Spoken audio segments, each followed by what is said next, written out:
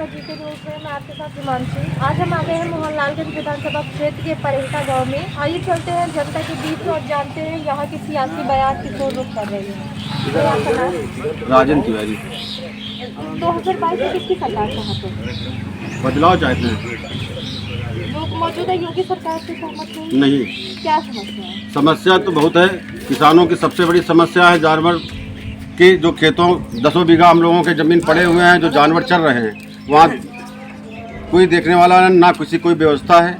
और किसान भाई जो है सब परेशान है। आम आदमी परेशान है, मजदूर परेशान है, गरीब आदमी परेशान है। कहाँ से ला इतनी महंगाई? सिलेंडर उन्होंने कहे फ्री में दिया और उसका सब्सिडी भी चली गई, अब नहीं आ रही।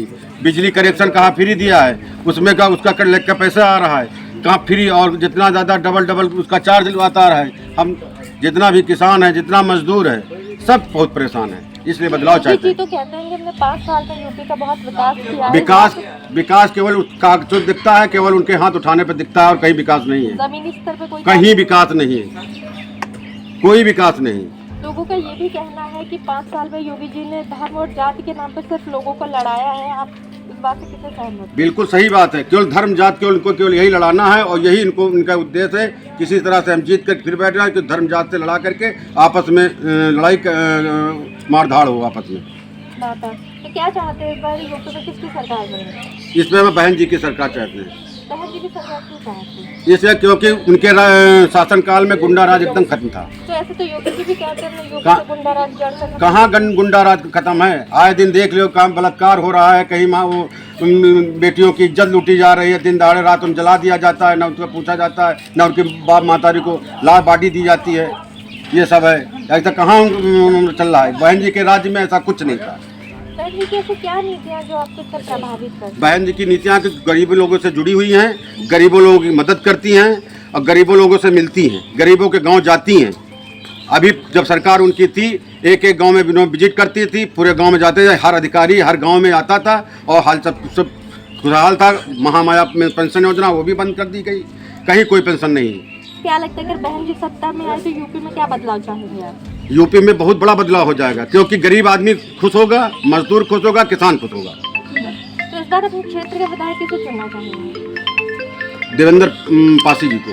क्या लगता है देवेंद्र पासी जी पढ़े लिखे युवा हैं, जो उन्होंने वादे किया उन पर खरे उतरेंगे? बिल्कुल। बहन जी एक ऐसी शक्ति मुख्यमंत्री होंगी जो उनके जो पदाधिकारी होंगे, विधायक होंगे, सांसद होंगे, वो अपने आप हो जाएंगे। हम लोग केवल बहन जी को देखते हैं, कैंडिडेट कोई भी आए। बहन जी की सरकार चाहते हैं जी। चलिए बहुत अच्छी बात है।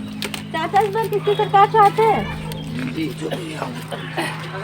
देखिए भाई, हम तो चाहते हैं कि ये है कि जो गांव की खेती लोग बोते हैं, इसमें रात रखाओ या दिन रखाओ, रखाने से उसमें कोई फर्क नहीं पड़ता, सब चर जाता है।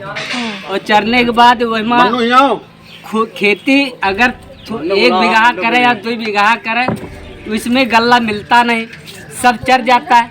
तो इसलिए हम लोग परेशान रहते हैं और क्या करें तो क्या करें, और यही हम लोगों की खास मजबूरी है। तो क्या लगता है अगर बहन जी की सरकार बनी तो कुछ बदलाव होगा? बहन जी की सरकार पहले थी और अब जो है हम लोग चाहते हैं कि बहन जी की मतलब सरकार बने। तो क्या बदलाव चाहेंगे? बदलाव यही चाहते हैं कि मतलब जो अत्याचार और सब कुछ होता है, तो यही लिए कि मतलब कि अत्याचार कम पड़ जाएगा इससे। योगी जी का कहना है कि हमने यूपी से जो है भ्रष्टाचार अत्याचार खत्म किया है। इस बात से कितना सहमत हैं?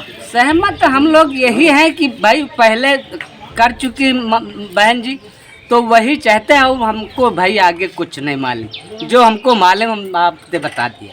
बहन जी की सरकार चाहते हैं। चलिए आइए भैया, कुछ बोलेंगे?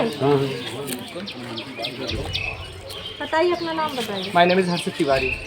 इस बार किसकी सरकार चाहते हैं? देखिए, हम इस बार ऐसी सरकार चाहते हैं जिसमें सबसे पहले तो स्टूडेंट्स का देखा जाए। योगी जी की सरकार रही है लेकिन स्टूडेंट का कुछ नहीं रहा है। जनरल कैटेगरी कुछ नहीं है। पहली बात तो हम लोगों के लिए ना गवर्नमेंट जॉब निकली है ना कुछ है। हम लोग यही है कि हम लोग अपने पैर पे ही कुल्हाड़ी मार रहे हैं उनको वोट देकर। पहली बात तो हम खुलेआम कहना चाहेंगे। तो वो तो कहते हैं हमने 5 सालों में 4 लाख युवाओं को रोजगार दिया है। सरकारी किसको मिला है? नौकरी किसको मिला है? बड़े बड़े पोस्टर्स लगे हमारे हम कह रहे हैं लखनऊ यूनिवर्सिटी से, तो हमको लग रहा है लड़कों में एक भी नहीं निकले हैं। हमने चेक किया, लिस्ट भी बहुत कम ही निकले हैं, पहली बात तो। और दूसरी बात कहना चाहेंगे, इनकी जो शासनकाल रहा है योगी जी का, कितने बलात्कार हुए हैं, कितनी लड़कियों की जान गई। और दूसरी बात, जब बहन जी की सरकार थी तब लड़कियां, सबसे बड़ी बात यही है, लड़कियां बेधड़क घूमती थी, रात को 12 बजे कहीं से आ रही थी तो योगी उनको। जी तो कहते हैं हमारी सरकार में शिक्षा भी है, सुरक्षा भी है। कहाँ शिक्षा है, कहाँ सुरक्षा, जरा आप बताइए। लॉकडाउन हुआ, वादे किए गए कि स्कूल की फीस माफ करा दी जाएगी, वो फीस घुमा के दोबारा ले ली गई है। कहाँ क्या हुआ आप बताइए, इसमें क्या शिक्षा, क्या सुरक्षा है? कुल मिला के किए हुए वादों पे खरे नहीं उतरते। खरे उतरे ही नहीं है, कहीं से भी नहीं उतरे अभी हैं। उन्होंने मोबाइल बांटा था, आपको मोबाइल मिला? किसी को नहीं मिला, हम लोगों को कत्ता ही नहीं मिला, कहीं नहीं। अब तो ये हो गया है ना, अगर मान लीजिए हम लोग की सीटें भी निकल रही हैं तो उसमें सबसे पहले ओबीसी 80 वाले आएंगे, हम लोगों को कुछ नहीं मिलेगा। ये हो गया है। हम लोगों को ऐसी सरकार चाहिए जिसमें हम लोगों को भी देखा जाए, जैसे कि बहन जी की सरकार थी, उसमें सबको बराबर देखा जाता था, ना कोई जात था, ना भेदभाव, कोई चीज़ नहीं था उसमें। तो अगर बहन जी सत्ता में आई तो यूपी में क्या बदलाव चाहेंगे आप? काफ़ी बदलाव चाहेंगे हम तो सबसे पहले यही चाहेंगे कि हम लोगों को देखा जाए, स्टूडेंट्स को देखा जाए, हमारे लिए सबसे ज़्यादा वैकेंसी निकाली जाए, हम लोगों को देखा जाए, जो भेदभाव हम लोगों से हो रहा है ये हटाया जाए। अभी जो योगी जी ने मोबाइलों का वितरण किया, आपको क्या लगता है विद्यार्थियों को लुभाने की कोशिश कर रहे वो तो है ही है, बिल्कुल। तो क्या लगता है कि अगर वो लुभाना नहीं चाहते तो हम लोग को फ़ोन क्यों नहीं देते, ये बताइए।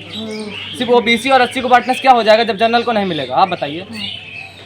ओबीसी और एससी को सिर्फ बांटा है? और क्या, जनरल को एक मिला हो, आप बता दीजिए किसे मिला है। 2 साल लॉकडाउन था और ऑनलाइन शिक्षा का बड़ा प्रचलन था, तो क्या लगता है ऑनलाइन शिक्षा से बच्चों पे क्या असर पड़ा? देखिए, असर जिन बच्चों को पढ़ना था वो तो पढ़े ही हैं, जिन बच्चों को नहीं पढ़ना था नहीं पढ़े। ऑनलाइन शिक्षा हुई, उसके बाद ये बताया गया कि ऑनलाइन क्लासेस जब तक चलेंगी तब तक फीस नहीं ली जाएगी, बराबर ली गई है।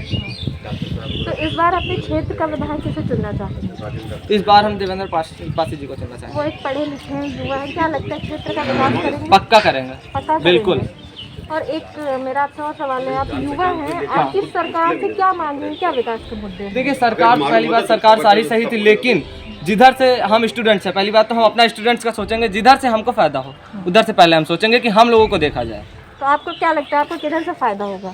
हमको सबसे ज़्यादा तो यही फ़ायदा होगा, बसपा से, बसपा से? बहन जी से। तो योगी जी ने 5 सालों में कुछ नहीं किया, हम लोगों के लिए तो कुछ नहीं किया, चुपचाप बैठे रह गया कोने में। तो ये थी परहेटा गांव की जनता, जो कि मौजूदा योगी सरकार से बहुत ही परेशान है। इनका कहना है कि अगर यूपी में मायावती आई तब इनका विकास होगा। कैमरा पर्सन कीर्ति के साथ मैं हिमांशी, जी के लिए।